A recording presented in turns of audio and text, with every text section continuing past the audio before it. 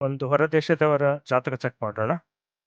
ಅವ್ರ ಜಾತಕದಲ್ಲಿ ಸಾಮಾನ್ಯವಾಗಿ ಚೆಕ್ ಮಾಡಬೇಕು ಅಂತ ಮೆಸೇಜ್ ಬಂದಿರೋದು ಸಾಲದ ಬಾಧೆಯಿಂದ. USA ಸ್ಕ್ರೀನ್ ಶೇರ್ ಮಾಡ್ತೀನಿ, ಒಂದು ನಿಮಿಷ.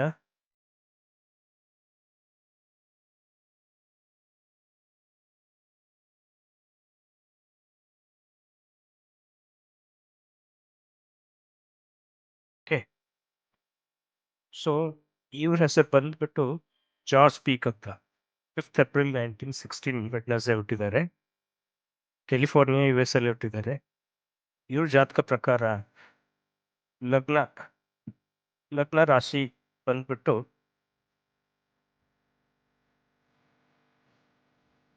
ಟೌರಸ್, ಕೃತಿಕಾ ನಕ್ಷತ್ರ 4th ಪಾದ. ಸರಿನಾ? D1 ಚಾರ್ಟ್ ನೋಡೋಣ. ಇಲ್ಲಿದೆ D1 chart.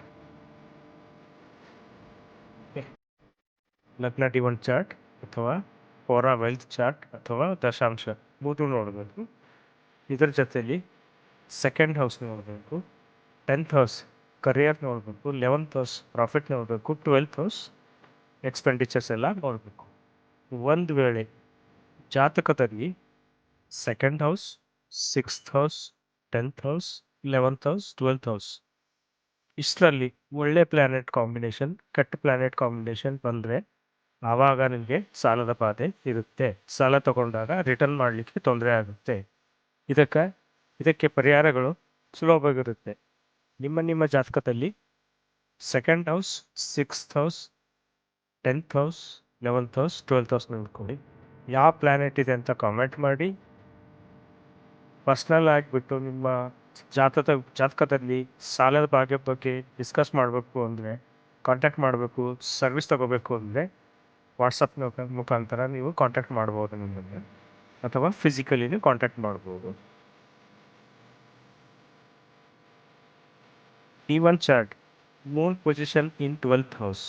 Okay, in Aries is a friendly house. 2nd house, Saturn is sitting in same house. 8th house, good Jupiter is sitting in 11th house. Analysis D2 Hora chart wealth. As per D2 Hora, he may be earning money easily. ಅಂದರೆ ಈ 4 combination ಪ್ರಕಾರ ಈ ಮನುಷ್ಯ ಈಸಿಯಾಗಿ ದುಡ್ಡು earn ಮಾಡ್ತಾನೆ, ದುಡ್ಡನ್ನು ಈಸಿಯಾಗಿ ಸಿಗುತ್ತೆ ಅವನಿಗೆ. ಅದೇ ಅನಾಲಿಸಿಸ್ ಆಫ್ D10 ದಶಾಂಶ ಚಾರ್ಟ್ ಅನಾಲಿಸಿಸ್ ಮಾಡಿದಾಗ 11th house good Saturn sitting in Scorpio, friendly house.